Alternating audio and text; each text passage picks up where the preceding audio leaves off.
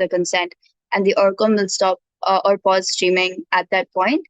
Apart from this, I see there are a lot of observers in this room, and for those purposes, kindly refrain from using the chat at all points because it crowds out POI/timestamps that the speakers would require. I will just wait for the panel swaps to be made so we can start.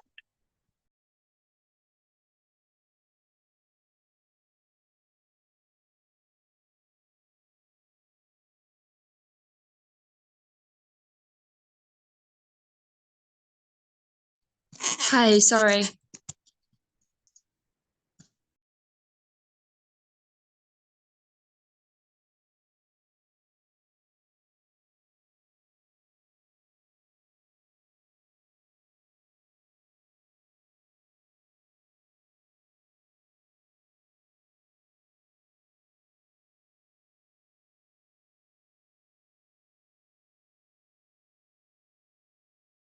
Also, if there is any OC member, can you please let me know like on which channel will it be streamed so that I can just share the link around. オープンしてみたいのよ。 Oh, yes, this is Takezo from the OC, and we'll be streaming via YouTube. And also the link of YouTube will be on Facebook as well. Thank you.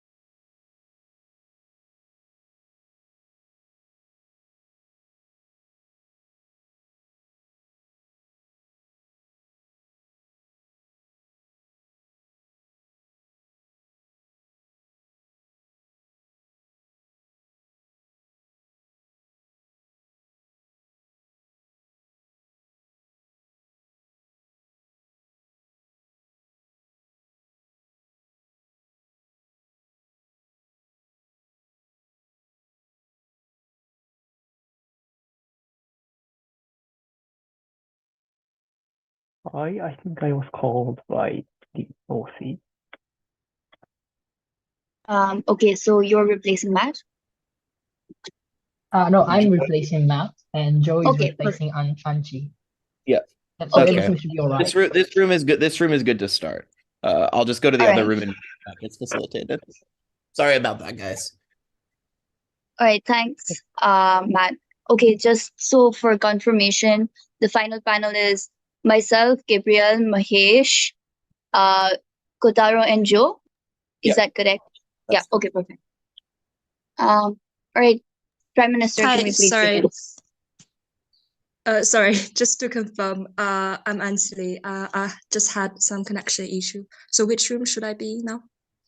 I think you're in a different room now. You were supposed to be in this room. However, if you are still able to judge, we will slot you back, assuming your connection issue is sorted.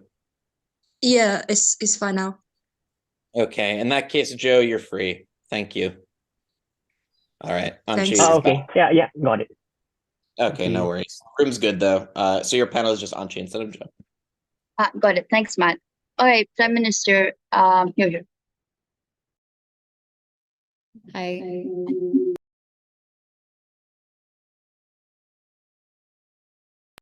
Sorry. Hi. Chat, please. Hi. Bakit? Okay. 3, 2, 1. Let's go.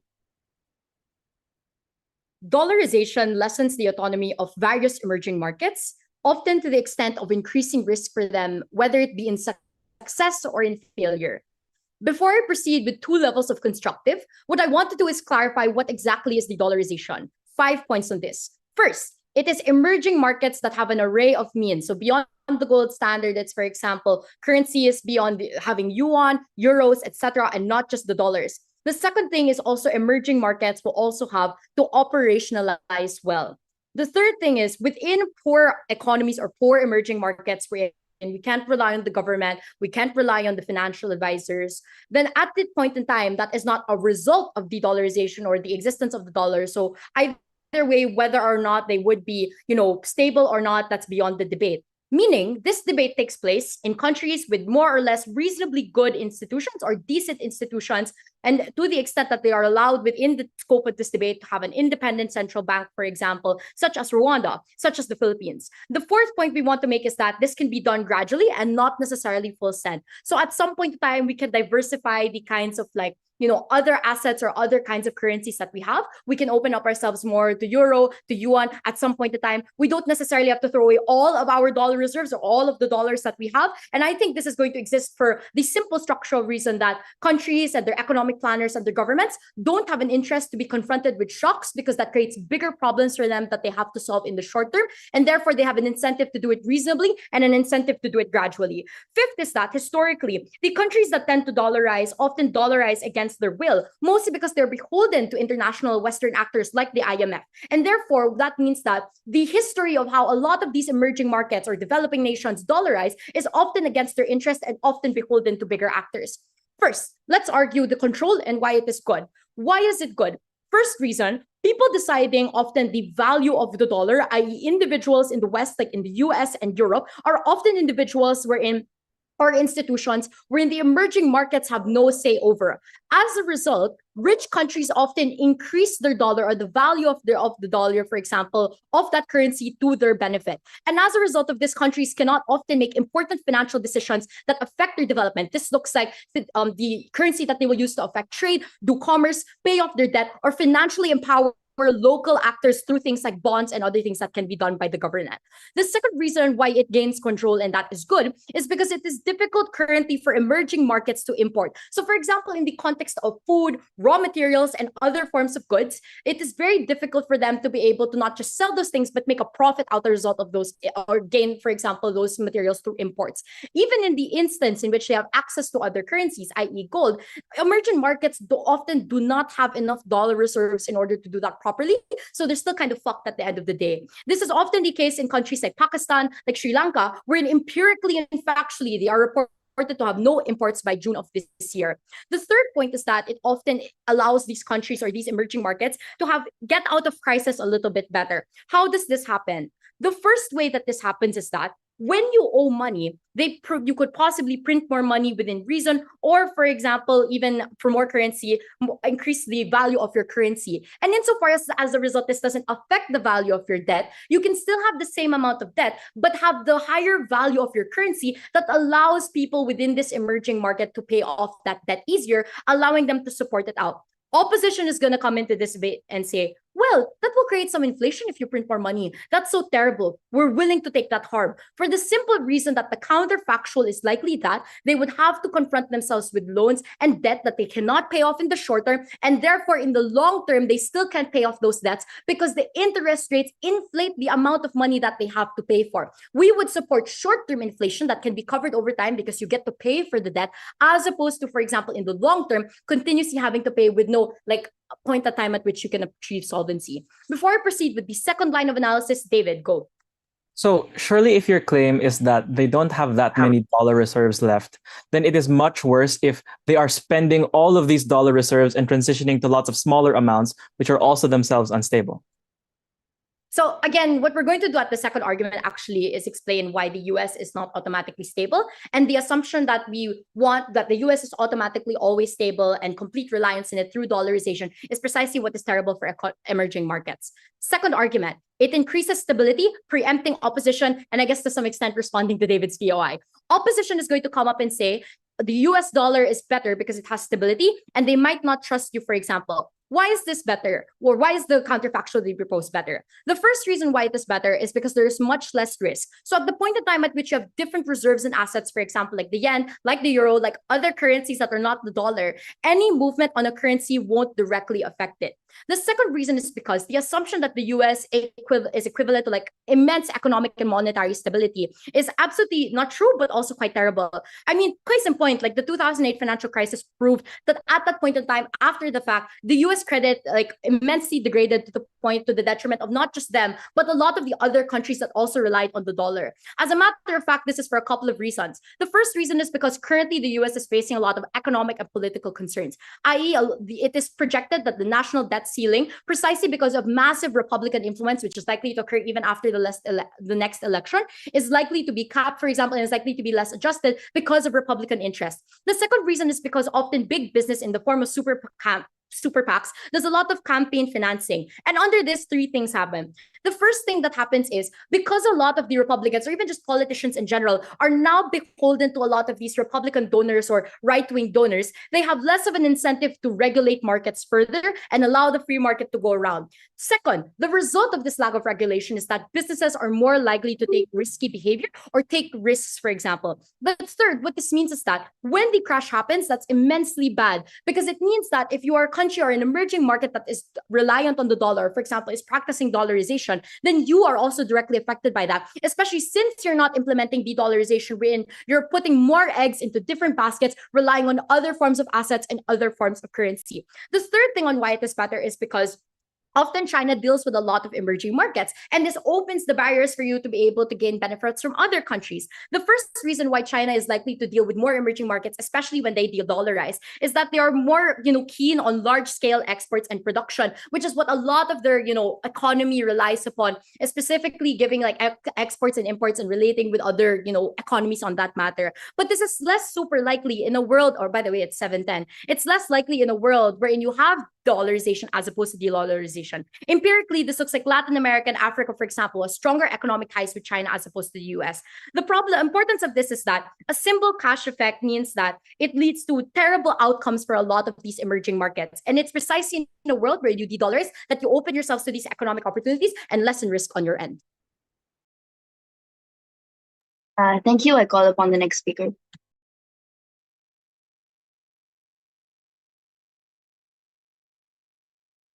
Audible? Yep, you're good.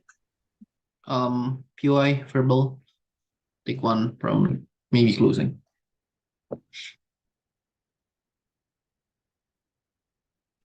Saying that the US has control is a concession of the US power, and it's a concession to US stability. Three pieces of framing from side opening opposition. The first is that I want to note that this isn't a reset motion. Countries are not dollarized in a world where countries are not dollarized within their conception, and hence they should try out new currency as a new method. De-dollarization for most countries right now means that they have to heavily move away from the dollar, for whom they have been very reliant on in the current status quo, meaning their active attempt to constantly remove the existing system that they already have. This is likely to be true because of three reasons. The first is because US has been the dominating market for so long. There are little to no markets and emerging markets and countries that doesn't use the dollars. The second is the natural global push for especially newly independent countries to do this through UN, etc. The third is that most economic theories come from United States pollsters and such, meaning that this country in the current status quo is already heavily reliant in the US dollar.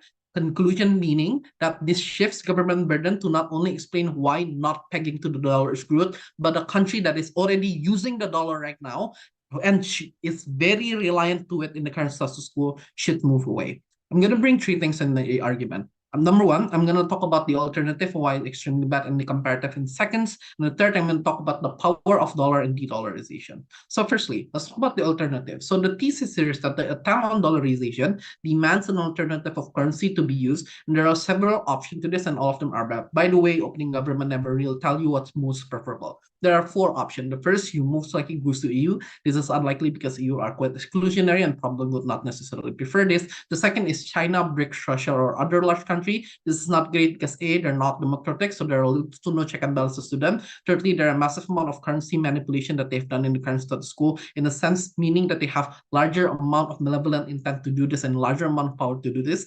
Third is this heavily strongman nationalist populism that exists within this country. Hence, they will not be benevolent. They will approach every single treatise and every single economic deals within their own perspective and for their own benefit.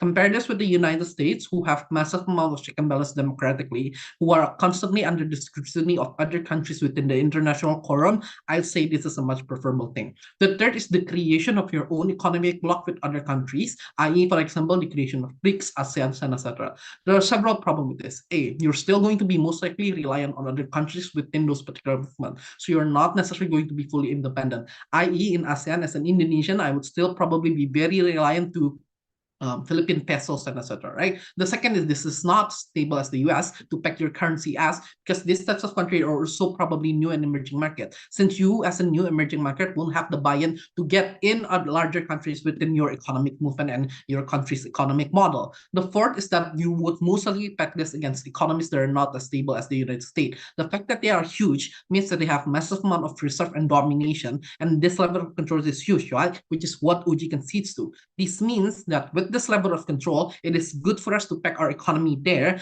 because they are that stable and they have many amount of like leverage. The impact is A, you will have way smaller amount of bargaining position as an alternative. This is for countries that don't give a shit about you, but like China, for example, that has little to mono democratic check and balances. If you're going to talk about countries not being able to pay their debt, talk to Sri Lanka, who still right now have their airport being taken away by China to reserve their military equipment there. The second is you don't have any capacity to gain economic deals, have proper market trades, and etc.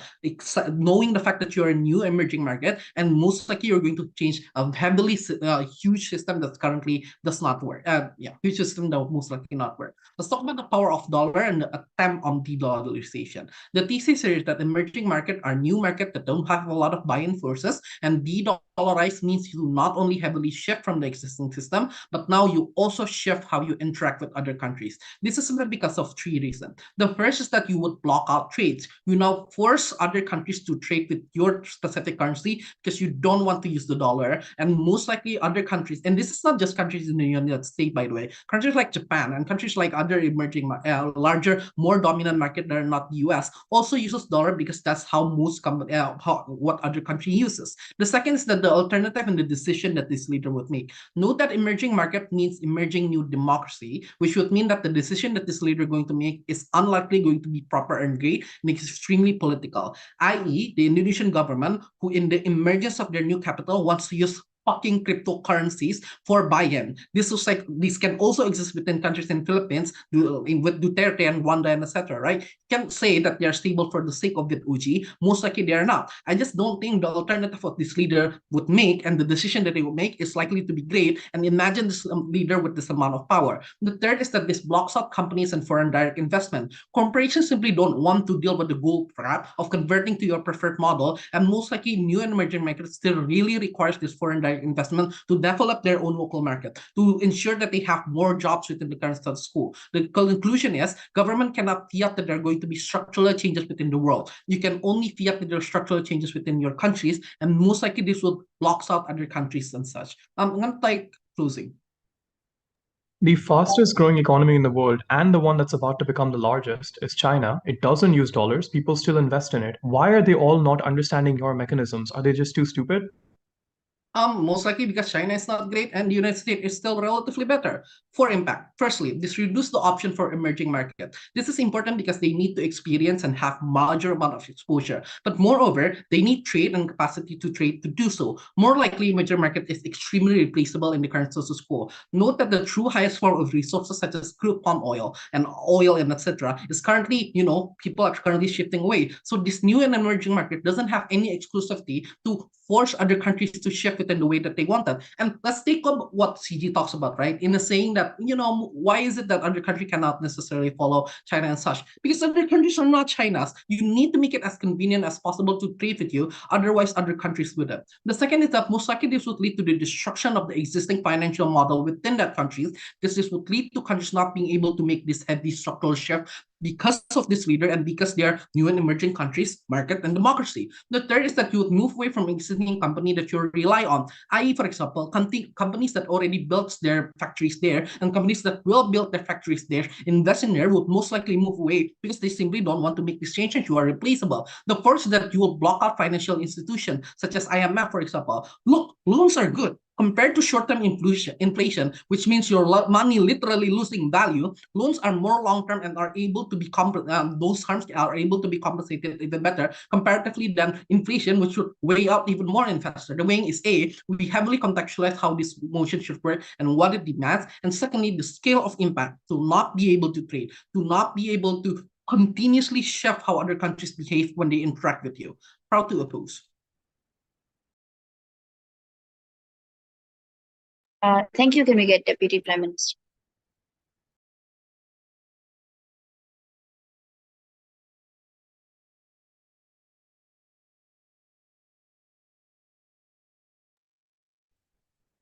Hello. Can I be heard? Yep. All right, cool.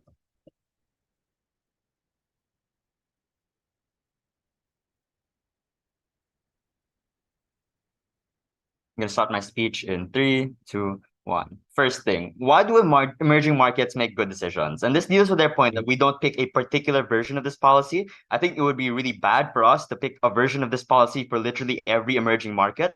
Instead, I think the better thing to do is explain why the decisions they'll make, the kinds of currencies they take on, are going to be good. 3 things. Firstly, within emerging markets, oftentimes economy is the most important political issue because people are both becoming increasingly educated and recognizing the value of having a stable job, understanding more and more ideals about how to move governance, and therefore just want to ensure better quality of life for themselves, but also are not yet quite at the point where they're assured all of those things. Secondly, if you say that these are not very democratic, not only does Bea already explain why versions of this policy that apply only in really awful, incredibly populous states is not likely the delta of this debate because they would make awful economic decisions regardless of the currency you take on, but more importantly is thirdly, that if you think that elites have a significant amount of power, these elites that control local businesses are primarily paid in local currency, are the ones that are precisely going to be the most affected by poor valuation of currency, by poor economic policy, etc. So all across the board, there are significant political pushes to ensure the decisions made are going to be good. Secondly, I want to talk about stability. The first thing I want to note is that stability in and of itself is not a priori good. I.e., we've had periods of economic volatility, but overall an increasing trend of economies growing without this. And that's important because if it is a stable status quo that continuously screws you over, that is not a good thing. How does that happen? The first thing is that oftentimes developing emerging economies need to be able to export significantly to other countries, especially when local markets don't have enough capital to buy their own domestic goods. The way in which they do this is to be able to devalue their currency in order to increase the effectiveness of their exports. But they cannot do this if it is tied to the dollar, if they think that there's currency manipulation going out of the round 3 motion and will economically punish you. Secondly, if you have significant amounts of debt, if it is a fixed cost, i.e. you have 1 million pesos in debt and you have 700 million pesos in reserve, you could maybe inflate the cost of your money and print more money. Yes, that causes inflation. But sometimes inflation is better than a non-cyclical economy that cannot invest. Inflation is sometimes better than having to tax people significantly greater amounts and losing a lot of capital. So the important thing here is that even if we don't have stability, I will prove why we have stability, a status quo that continuously screws you over, especially because, as Bea mentioned, this was not an arrangement you agreed to willingly a lot of the time. It is not a good world to live in. Thirdly, they defend the stability of the US. They say, and one of their main points is that it is democratic and there are checks and balances. The first point to make here is Bea already explains that democratic system that allows companies to significantly finance campaigns is precisely the same one that causes them to deregulate markets, take on significant amounts of risk. This picture of the US dollar that was so unfeasible was not true anymore in 2008 when they degraded the US credit rating for the very first time. And now, when you have significant Republican push to not raise the debt ceiling, there's fear of defaults for some US debt and further fears that you're going to lower the credit rating of the US in status quo. Secondly, so this motion only applies to emerging markets, right? The problem is that there are significantly greater agreements that are being put upon by non-US developed states, i.e. BRICS, i.e. the Gulf states, that are likely to take on less and less US dollars, likely to more and more push their own currencies, agree on more economic unions, etc. The problem, and I'm not going to say US better, China better, that's way too simplistic a debate. The problem is you cannot make that pivot because you do not have a diversified set of currencies that you can easily, or at least more easily, to pivot and make alliances in a way that is beneficial for you. I'm going to take the POI from CO. So I'm going to raise a little bit of a quirky POI we may or may not run.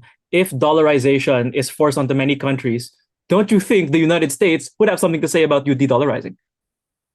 Sure, but if a lot of emerging markets are doing this, and if China and other countries are also likely to back you up, surely that is better than you having no choice except the US. But moreover, the US literally saying, all emerging markets, I will fight you, is probably not going to go well for the US. It used to be bad when it was one-on-one, right? But now that you're doing it to literally all countries, the cost of tariff, you not having natural goods and resources to work with, it's probably going to be worse for you. So if you think that that's going to be the likely counterfactual, very unlikely. Two things in extension. Number one, Bretton Woods institutions like the IMF gain increasingly large control, and this is the way to be able to take power back from them. US-led institutions like the IMF were previously the only ways in which you could be bailed out, because I would first say that there were other countries probably willing to bail you out, i.e. neighboring countries that need you to survive in order for the trade to succeed, i.e. China, which sometimes need you because they need your natural resources because they're a heavily export-dependent economy. The problem is that they couldn't, because you needed the dollar for imports and you needed the dollar to be able to buy food and other essential goods. Why is this bad? Three things. The first thing is that if you were not significantly tied to the US because you're just one emerging market, they might not have bailed you out at all, whereas we proved there's already significant interest from people that are more likely to be trading partners. Two, if you can only have the US bail you out and you have no other options, oftentimes what they do is yes, we will give you a loan, but you have to agree to these very harsh conditions that screw your economy over in the long run. And short-termist politicians need to agree to them, i.e. you need to have a neoliberal policy that will accept US businesses and kill local industry, i.e. you need to do austerity right now and tax poor people significantly higher. The comparative is not to say the IMF is worse than China. Again, simplistic debate. It is competition. It is the ability to have a variety of choices and being able to select which one is more likely to work best for you, rather than you only having the US. Whereas especially, even if you pick the IMF, it is likely IMF incentives switch to be able to provide you positive incentives like investment rather than conditions and harsh punishment. Lastly, because of the reliance on the US dollar, there's significant interest from countries to be able to get currency reserves from foreign labor, i.e. El Salvador, that default of the dollar, i.e. the Philippines. What that means is oftentimes they export labor to the US. This is bad in many ways. Number one, they teach people skills you don't really need. We do not need any more nurses in the Philippines, but we continue to teach it because we need more people to go to the US and give us foreign currency reserves. This is not a strategy for development. It is a strategy to get long-term stability, a short-term stability for the country. Two, is that a lot of them can fail because the ones that succeed are the ones who get the currency reserves. Even if some fail at home, it's fine. But three is that the alternative could have been, especially if they were to listen to the will of the people, probably more likely they invest in things that actually matter for the country, have more and more human resource that is going to be skilled. In fact, nursing is already skilled labor. We probably should have directed them to other industries that could have actually helped these emerging markets develop to a significantly greater degree. For all these reasons, please don't make me lose another dollarization motion like the bad man, Sajid and Suradip, already gone. Just give me the Tokyo IB semi. Thank you. Thank you. Can we get the next speaker? Hello. I hope I'm audible. Yes. I'm definitely not Sajid and Sordip, but I really hope that my speech is still being considered. So that being said, I will anyway, they them. I think I already mentioned this earlier, POIs in chat. So I will start in 3, 2, One, I want to flag one thing. The framing from OG about how the reliance on USD constrains country is not an inherently negative harm. That is the tenet of being an emerging market. Your currency is not strong enough to be pegged and used universally in the global transaction market. So knowing that these markets will need to rely on other currencies regardless, they need to prove who should emerging markets switch to and how will they specifically be better. I think it's not enough to say USD is bad, but that's it. DPM said a lot of multiple alternatives. I'm going to address them much later in a speech. Not much later, just later. Emerging markets are emerging not because of suddenly they discover some magic in their homelands and therefore they're becoming emerging. They're emerging because of increased FDI in the forms of companies operating in their lands. They're emerging because of their increased mobility and human development index that are tied to these MNCs coming because they employ local people that increase the degree and impact of transfer of knowledge. This is important because most MNCs in emerging markets are either American companies, either directly or by proxy, or from countries that have been pegging their currencies to the USD since God knows when. The active effort to de-dollarize will only harm the economic transactions of these countries and companies. Never mind stability. Let's just talk about how it will affect things in the microeconomic setting. Companies will have additional cost in trying to convert their earnings that they need to return to their headquarters to whatever currencies are used for pegging, which increases transaction costs that reduce profit. I don't need to tell you how dangerous this is for emerging markets.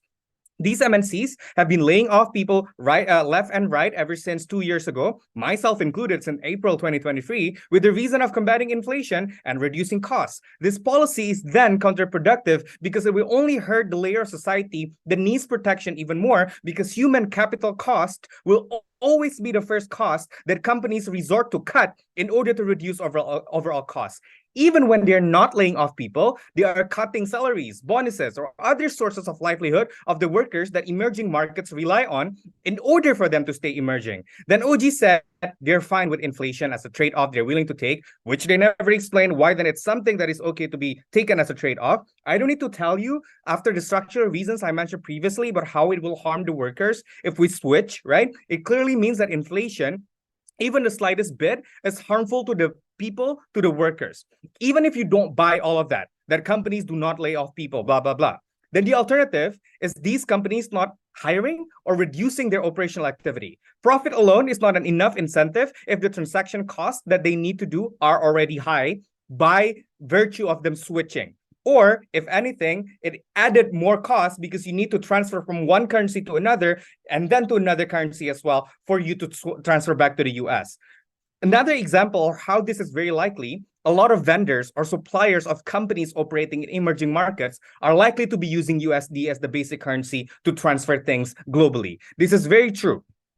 For many companies in emerging market. Who are the biggest cloud service providers that many companies in emerging markets, either they're MNC or not? It'd be Google Cloud, Amazon Web Services, Microsoft Azure. And if they're toning down their ops, then emerging markets cannot deal with globalized economy. These services alone are the basis and backbone of many other industries like banking, etc. So one small shake to the value of USD in a certain emerging market can shake up the entire system and the entire economy. So we're not only talking about US is a more stable economy, but the direct attempt to de-dollarize will also harm the stability internally as well. So that's why we reject the alternatives by OG. Then let's talk about the alternatives then. The country you are pegging your currency from does not necessarily interact with other countries, let's say, that have been using their own, let's say, currency or using other forms of currency as that being pegged. So there would be way too many transaction costs that you have to deal with. BRICS are also not necessarily a better option. India is under fire economically for having strong ties with Russia. South Africa has massive debts that they need to deal with. So BRICS only work for them, like those countries, but not for emerging countries trying to peg their currencies to them. Even if, let's say, they suddenly like their plan to make a common currency comes to fruition. CG then POI, talking about China. China is known to manipulate their currency by deliberately bringing the value down because they want to benefit their own economy, which worked for them, but it will not work for countries who want to peg to their currencies to them because eventually will also affect the value of exports and also imports for them, right? So please, I would love to hear your alternative, whichever it is, why it's better. DPM talk about devaluing their own currency. Again, it worked for China because they had already established their economy by then, but an emerging market devaluing their currency might work now, but in the long run, why would other countries that trade with them want to acknowledge a higher value if the countries they are trading with have been accustomed to cheap and devalued currency? So this is not mechanized at all in OG, so don't buy the benefits, right? So I will deal with why this will hurt people on the ground the most. The average individuals in these emerging markets also have savings in USD. I can name every single major retail bank in emerging markets, and they offer savings product in USD. Even the largest retail bank in Indonesia, where the average middle-class individual save, has the largest USD reserve because of people saving. De-dollarization will only harm the larger economy, like what my LO said. It will also hurt these people on the ground directly who have been accustomed to the dollars as their alternate saving. I will take CG before I proceed. So when you don't buy gold, but instead buy a treasury bill, where is your money going? Who gets that money and what can they do with it? I'm not an economist, so I don't understand, and I don't know how to answer that question. So I'll just move on. I'm really sorry. So let's talk about why then these people on the ground is a significant group of people in emerging markets, because throughout generations, they have been accustomed to the belief that their countries peg their currencies to the dollar, and having their savings in USD will help them when things go awry. One case study is the economic crisis hit. When the economic crisis hit in 1998, Indonesia faced massive hyperinflation, and I believe it's not just Indonesia, not only because of the crisis, but also because of toppling down a 32-year dictator at the time. USD is the people's saving grace. The process of de-dollarization will hurt people for not having a safety net. You cannot just say that other currency being pegged as the alternative, because it will only work assuming that the alternative is just as strong, or at least, even if fluctuating, relatively stable, which is not the case. So that's why this case study topples down OG's claim about how they can get out of crisis just by a tiny bit, because if one case study alone shows that a significant group of the population can be saved by the country's currency being pegged to the USD, means that it already proves that the motion is already disproven. And to top it off with inflation, I think I already talked about this as well. It's in their world that local economy couldn't flourish because the state will need to pick things up exactly by doing austerity and potentially reducing interest rate and increasing tax rate in order to pick up the economy. In the end, it will prove to you from all levels: individuals, workers, companies, de-dollarization will hurt them. These three actors shape the economy to be emerging, and therefore hurting them directly is a direct harm to the economy. So that's why I vote for OO.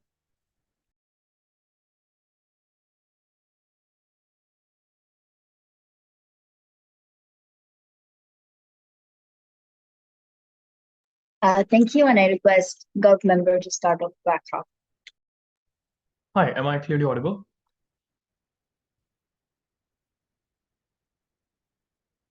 Is my mic working? Can you hear me? Hello? Yes, you are, but your video is choppy for me. I think it's because it's raining. So if yes, I can. Can everyone else confirm if my audio is clear? I mean, video doesn't matter. Okay, cool. All right. Okay, obviously I'll take one from OO. Okay. Starting my speech in, oh, sorry, yeah, and POIs my voice, please, around the 5th minute, because I don't like chat. Yeah, sure, I can speak without video, that's not an issue. Could you please ask me POIs by voice, because I'm not looking at the chat. Okay. Starting my speech in 3, 2, 1. So there's two big burdens that opening. Sorry, I just need to reconnect. Can you give me 1 minute? Sure, you can do that. Joseph, give me extra material so I can exploit the prep time, please. Yeah, I just checked VM. Okay.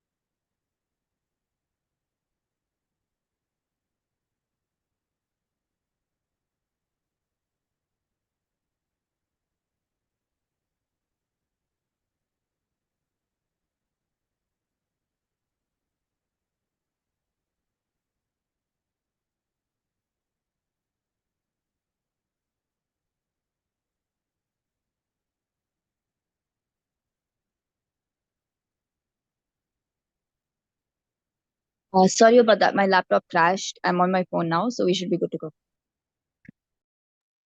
All right. Is it clear now? And do you still want me to switch off my video?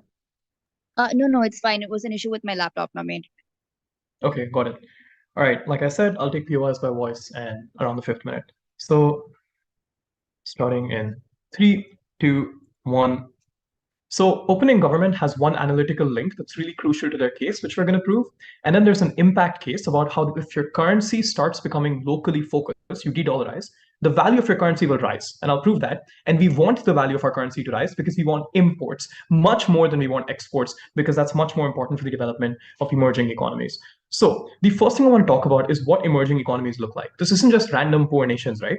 Emerging economies are economies that have become extremely important to the general global financial industry because they're the ones growing the fastest. This is India, this is Brazil, this is places in Nigeria, this is large nations like Indonesia and Malaysia and Philippines, which have large growing populations and large growing demands, which is why they're emerging, right? But second of all, it's also important to note that this is the main area of investment in global contexts because this is where the profit is clearly higher than other countries in a way that is reasonably stable, because most developing nations are quite unstable in terms of returning high and low profit at different times and points in time. But these are places where institutions have generally stabilized to the point where they've been recognized as a large economic force. Note, you don't just luck into being a huge economy. There needs to be reasonably strong institutions, because if the government didn't control for the worst parts of the economic cycle, then even the biggest and most important economy can go into a crash, for example, with Venezuela.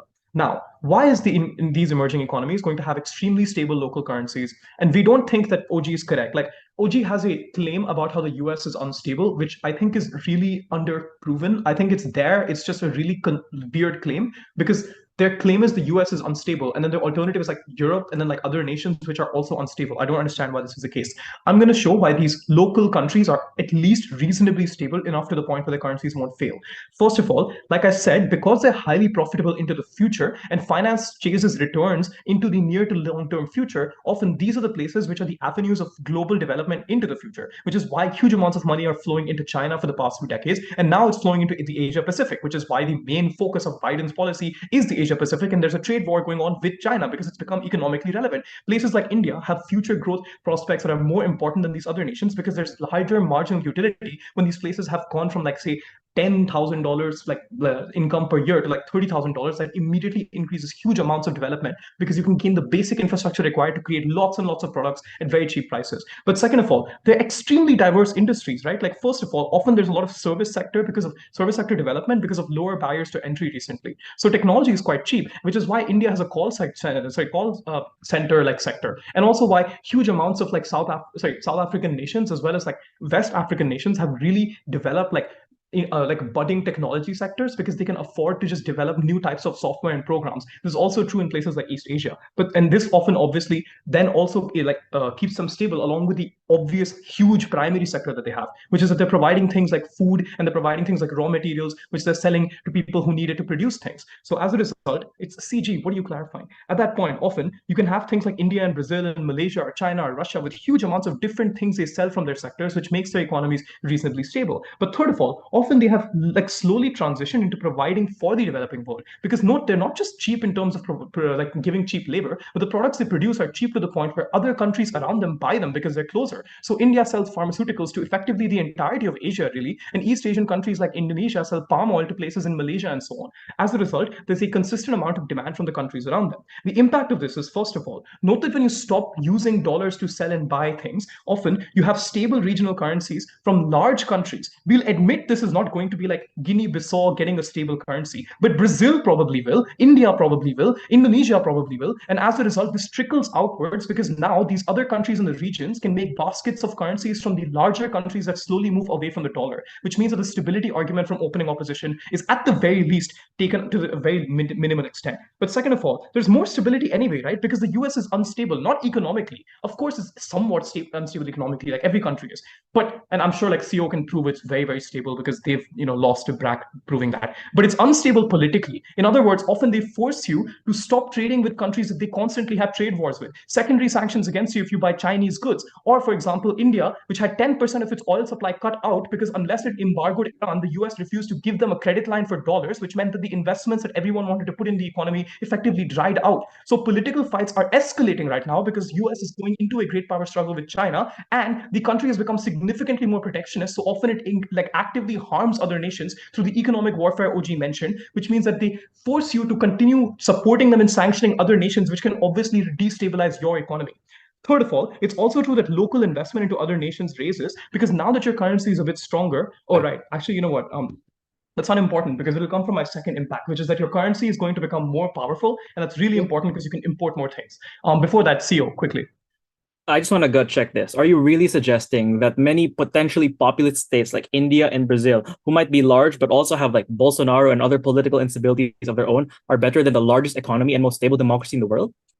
Yes, because they also have other currencies on our side and they're using the gold standard. But also, if they're so unstable, then the OG mechanism beats that by itself because then they have to buy things back in the dollar, which means they have even more expensive costs. This is a completely ridiculous response. And also, you have to deal with the political analysis, not just give examples. But also, in terms of gut checking, OG says that these countries want to make good economic decisions because of like elections and stuff. I don't think this is sufficient. I'll give you a better reason for that. The reason is, first of all, even the most corrupt government needs to increase the growth in their economy to pay off the companies that lobby them and support their parties. But second of all, even if you want military and political power in the international sphere, you need money in order to afford better diplomats, afford like trade deals which you can use to pressure other countries. But third of all, and here's the thing, OG just says people are caring more about money. No, it's becoming more salient because in these nations, when there's a possibility of growth that makes people see that there's actually a chance of their lives improving, it becomes the most salient issue because every other issue, like say about, like your identity or whatever, it might be relevant in the elections. But at the end of the day, the people care most about money because it's something that universally applicable to absolutely everyone. So they do care about this.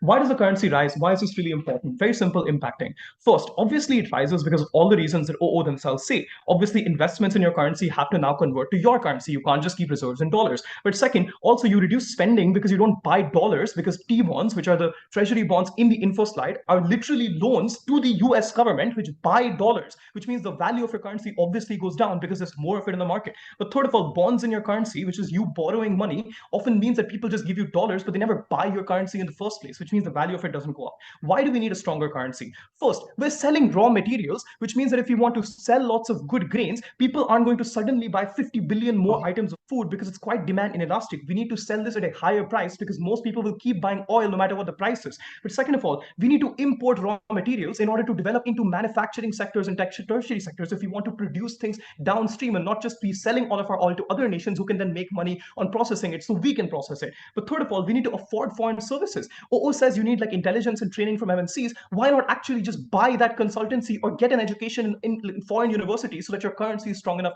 to afford it? On that, I think we get better development. CG. Thank you. Can we get the next speaker?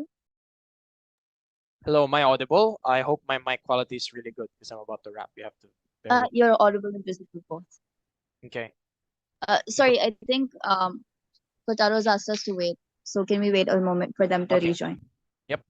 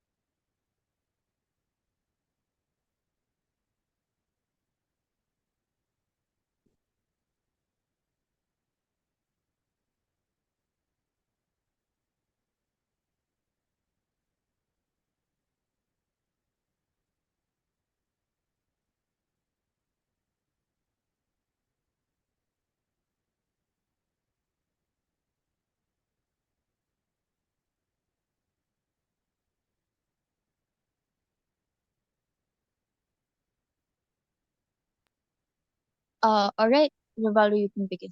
All right, perfect. I'll take a POI from opening in the chat between the 5th and 6th minute. You can unmute at 5:45 if I haven't taken it.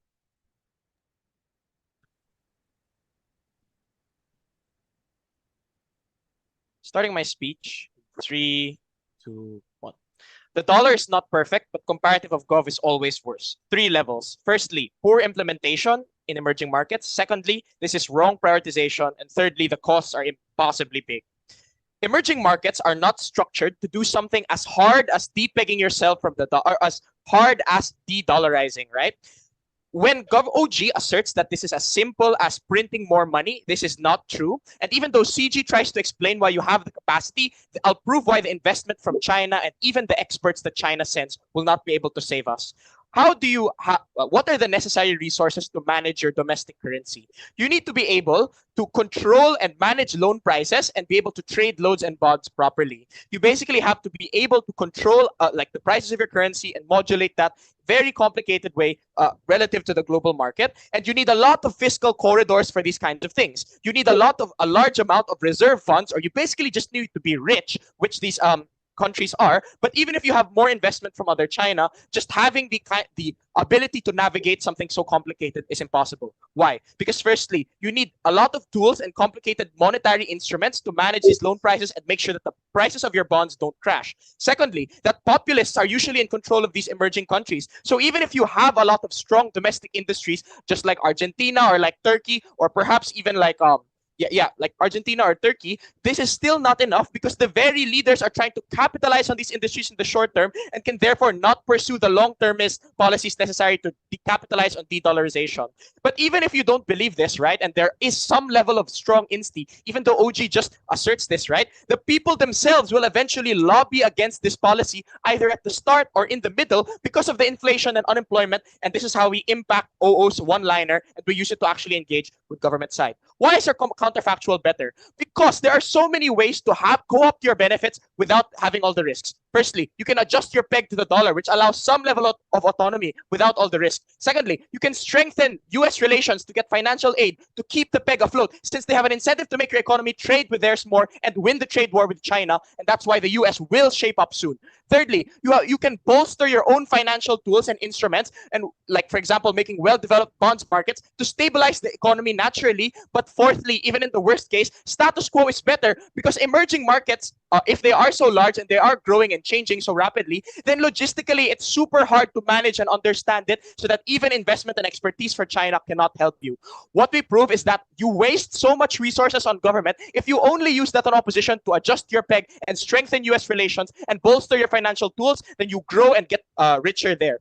But secondly, even if you don't believe this, we will outweigh autonomy and prove to you why stability and safety is better. Why is this the case? Firstly, you need to have a stable future to implement long-term plans for development, like education, industry, and infrastructure. And you need to have stable prospects to attract foreign investment for basic services and competition. But thirdly, even if you have some short-term instability, it creates further instability because companies will retract, and you have high environmental, from the high risk environments, and you have capital flight that makes it so that you have a cycle that is one downwards into the economy getting destroyed, right? Why does our counterfactual still do well? Responding to OG's point on US government setting dollars poorly. It's about the comparative, right? Even if the US doesn't do things well, you can still set your peg to a lower amount so that while you're still tied to the dollar, you have your currency at an absolute amount that is beneficial to you. Secondly, the Fed in the US does not take conventional market strategy to just pump up exports or imports, right? The United States economy does a lot of both, so it tends to be quite neutral and it's not that unstable as you say. But thirdly, it is much cheaper to just hold dollars versus having to constantly shift around and take transition costs. So even if you have some benefits, the cost of shifting these things always makes it so that even if you have limited reserves on both sides, you make the most of it on our side. Why then is stability and safety guaranteed on our side the prerequisite to all of their benefits, right?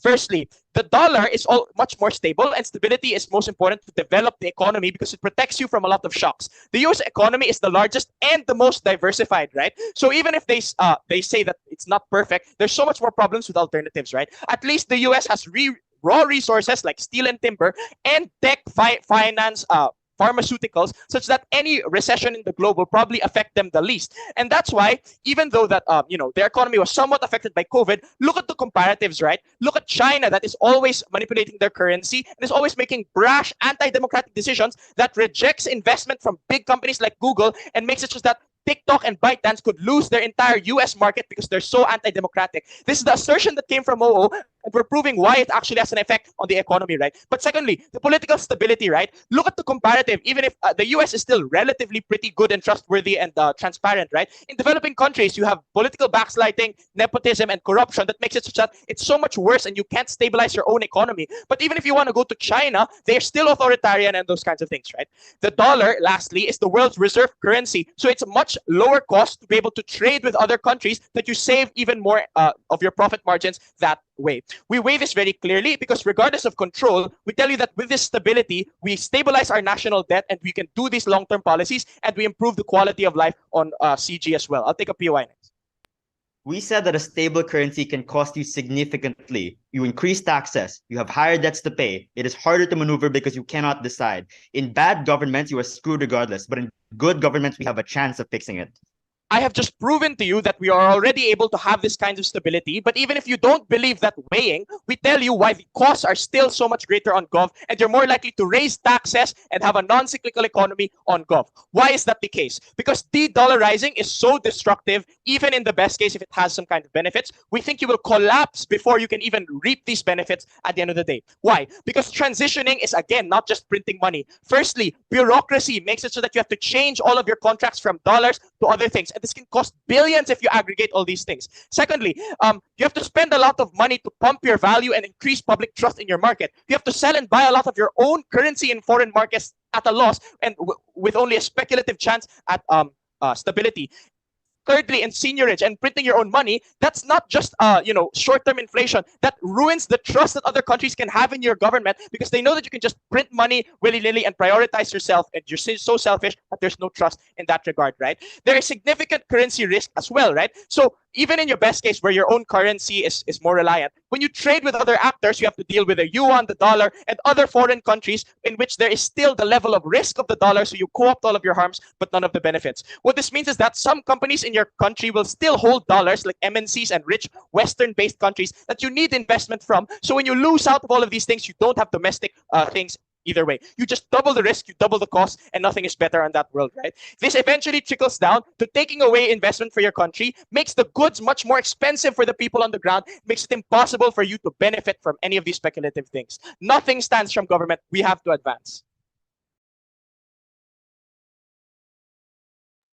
Thank you. Can we get government? Hi, everyone. Am I audible? Yes, you are. Okay, cool. Perfect. I'll take a POI in the chat. I'll take around 5 minutes.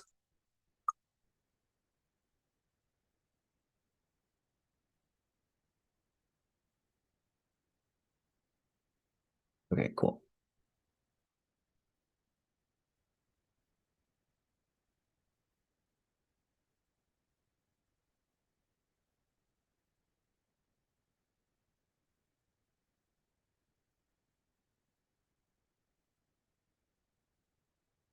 I'll begin in 3, 2, 1. On closing government, we're going to do 2 very clear things to win the round. 1, we're going to explain to you why your economy, in moving away from moving towards a de-dollarizing economy, is sufficiently in our side of the house. And 2, why our side of the house is better able to develop your economy in the long term and transition into a secondary and tertiary kind of economy rather than just basic resources and basic resources and agriculture that a lot of these countries are moving away from, that leads to people being worse off with less income. In my speech, I'll be doing a few things. 1, I'll be doing interclash weighing, firstly addressing the autonomy and stability and managing crisis kind of point. Secondly, I'm going to weigh this against development and why development is more important. Thirdly, I'm going to dismantle the CEO case and then weigh us against both closing and opening opposition. Let's begin with the first part about autonomy, stability, and managing crises. Opening government says the US is politically unstable because of domestic politics. Opening opposition says that other economies are small and they are comparatively less democratic, so they have no checks and balances on power. The point of this kind of analysis in the debate is to show that your economy will be sufficiently stable such that it can continue to develop on the trend that it has currently been doing in a lot of these countries that are currently developing at double-digit rates, such as India, Brazil, or the Philippines. We tell you, neither opening team links their arguments to why their side will be sufficiently stable, and it's unclear the effect of their analysis. We tell you that these countries' economies will be sufficiently stable because of high levels of investment and diverse industries. You continue to have capital inflows, meaning that countries continue to have money to manage your economy, provide welfare where needed, and invest in infrastructure to continue the growth of your economy. Secondly, you have a wide variety of industries, meaning that it's unlikely that you're going to take huge damages from large amounts of shocks, because if one industry does bad, another will likely do well, and as a result, you're likely to have this is able to function to balance out industrial shocks like a diversified stock portfolio. So it is sufficient on our side of the house that we've proven that you will probably be able to grow your economy continually on our side of the house. Secondly, I want to weigh this against development. The first thing I want to say is that managing crises is a relatively small portion of this debate compared to development, because in most instances, your economy is not in a point of crisis. Mostly, these economies are in relatively long phases of growth, and as a result, it's important to be able to maximize this growth, because that's what helps people on the ground. Being able to produce more jobs and make cheaper resources and get people and advance your economy is more important, because it allows more people to be fed, it reduces the poverty rate, increases people's quality of life and their access to healthcare, and these things are most important. Why do we win on this on our side of the house? One, development is exactly winning because it compounds on itself and trickles outwards. It's crucially important because a small amount of development in the short term leads to more development over time, because you have more companies, you have more growth of like businesses and the economy. Now it means that your economy is able to grow more well in the future, because you have more people who are now better educated, because you invest more money into education, and as a result, you can have a booming economy that grows more so in the long term. And we exactly proved to you this on closing government. Next, I want to weigh us against I want to talk about closing opposition. First, I'm going to dismantle the closing opposition case. The first part of the case is that you can use your resources and work with the US to get your economic needs. Oftentimes, the US does not have the incentive to help you because they believe that you have no other alternative. So, for example, if you don't de-dollarize, they have no incentive to want to support your economy with their own money, because they know that you have no other alternatives in the first place. So the US has increased, and given the fact that the US is increasingly non-interventionist, they have very little political will to dedicate resources towards external issues. So and it's probably becoming less and less important, especially for a lot of these economies, to spend significant amounts of money towards helping them in like trade wars against China or other kinds of countries, compared to addressing their domestic issues. And as a result, they're likely to put this on the lower levels of priority. So it's likely to be worse than your own ability to manage your own economy. So you have less agency here. Secondly, they say that it's really expensive to exchange currency. One, I just don't think it's that expensive, and they don't explain why this is significant. The third thing they say is that, well, there's economic stability. They say that the US is best diversified and China manipulates their currency, therefore it's bad. One, this is like directly derivative of their opening. But two, we explain to you what the purpose of this stability is, and they don't prove to you why it's not sufficiently stable in our side of the house. Therefore, this analysis isn't important in the round.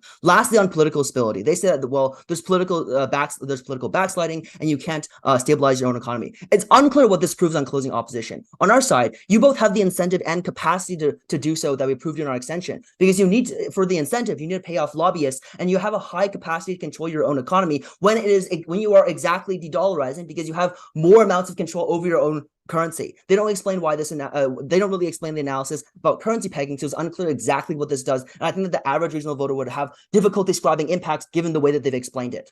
Okay, I want to weigh us against the closing opposition case then. One, I think development is crucially more important because this is exactly what is able to help people on the ground. I don't think that they directly connect their impacts to this. Okay, lastly, talking about opening opposition.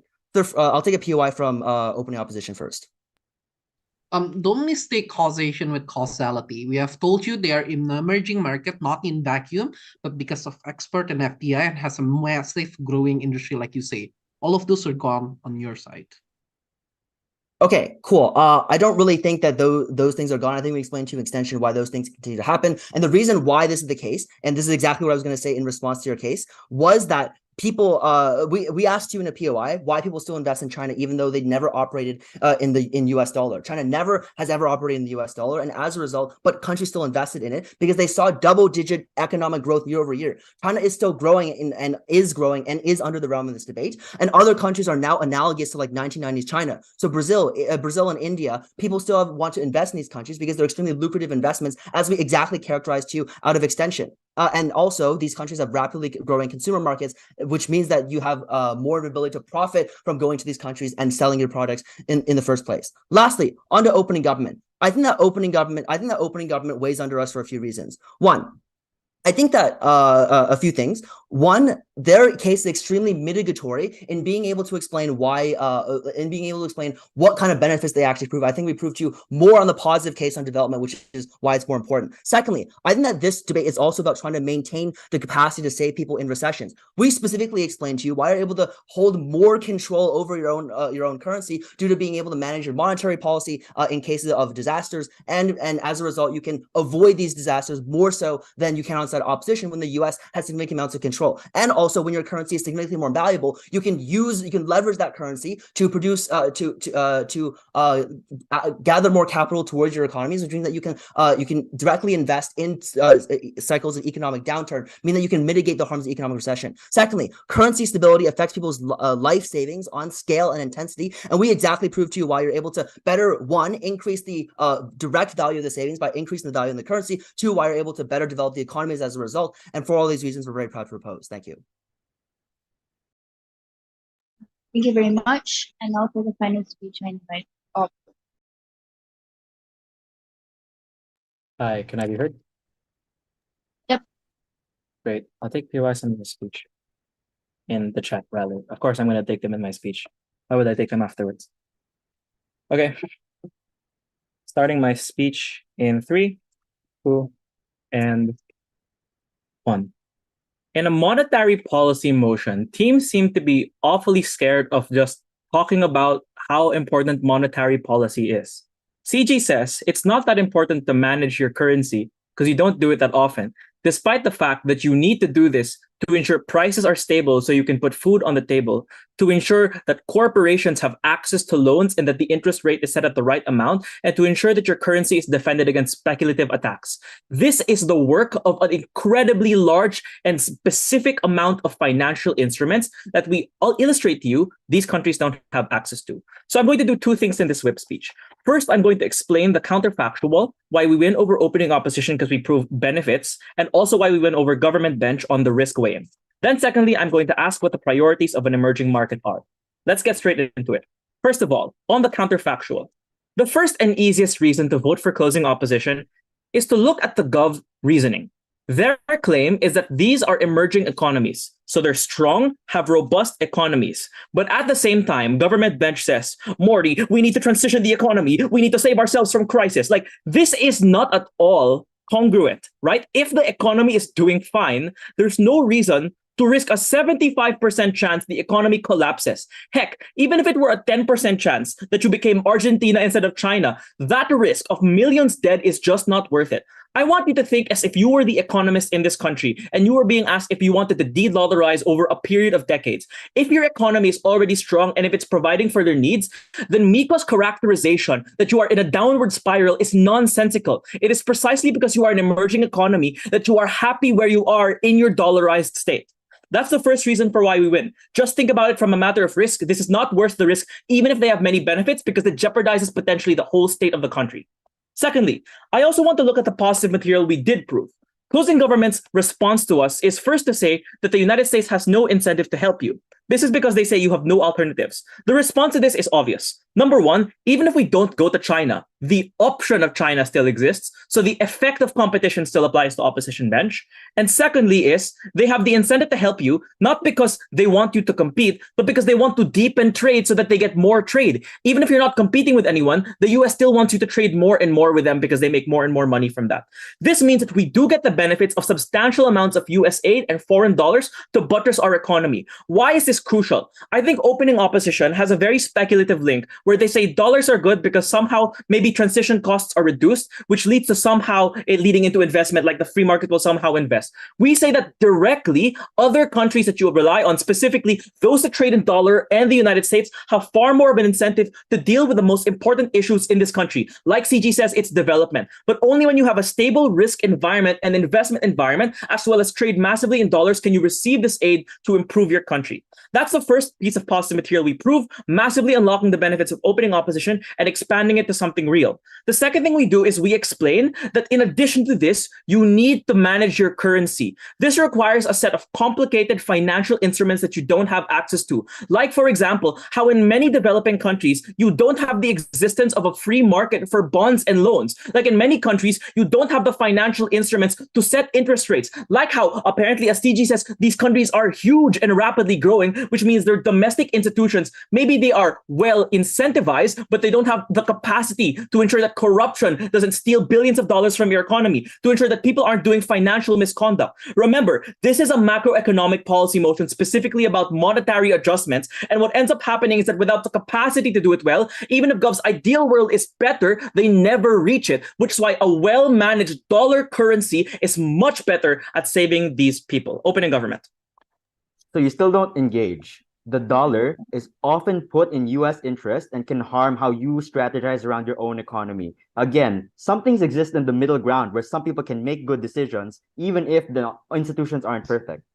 My good friend, Riv already rebutted this. So in fact, you don't engage because we said the Fed tends to be export-import neutral because the US both imports and exports. Secondly, is that the Fed has a stronger incentive to ensure the countries that rely on them and trade with them aren't fucked over. And thirdly, we gave you other reasons for why the dollar, even despite the US being positioned against them, is better because you can still lower your peg. So if your problem is your currency is too high, instead of cutting the dollar off, you adjust the peg so that your currency is lower valued.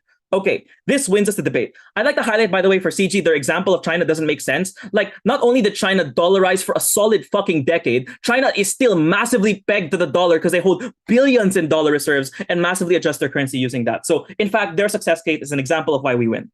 Second point in this speech, what are the priorities of an emerging market? So I want to highlight, by the way, that the weighing for the first issue is pretty simple. We went over OO because we unlock some serious positive benefits that are much more likely and also deal with the long term of the country. And we beat Gov because, like, risk weighing, if these countries are doing so well, Gov really doesn't have a reason for why they would jeopardize all of that and de-dollarize. Secondly, though, what are the priorities of an emerging market?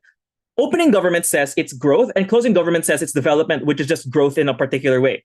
The problem is that it is rarely that simple. When you grow and when you empower your own economy, this rarely trickles down because switching, if it empowers domestic authorities, merely entrenches existing elites. Because it is, secondly, zero sum. If Mikko is right that all countries are doing it, then maybe there is some competition between China and the IMF, maybe, but the result is still worse and worse deals because every country, every emerging currency is doing it, which means everyone is desperate and you can be replaced with anyone. So you actually get worse deals, not better deals. But thirdly is that you just have to understand that stability is a prerequisite for growth, right? Like the reason for why you can grow is because people believe in investing in the economy. People believe it's a good place to set up businesses. But if it's unstable, then it's a much better proposition for both foreign countries and domestic countries to invest in stocks and bonds abroad, which means that you have far less of a chance for growth if you don't have stability. We also give you other reasons for why stability concatenates and expands into the future.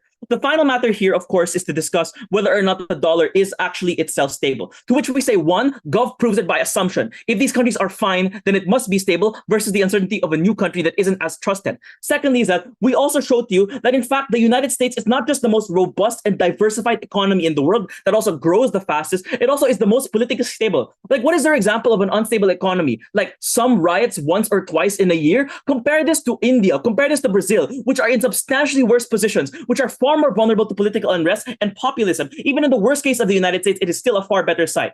This stability is the priority of the emerging market because, as per Riv's weighing, that is the prerequisite to get your people food, education, and the long-term plans you need to rebuild your country from the dust. This is why closing opposition wins. Not because it is like a nice argument or whatever, but because it is real. These countries need to survive, and the dollar gives them that. Oppose.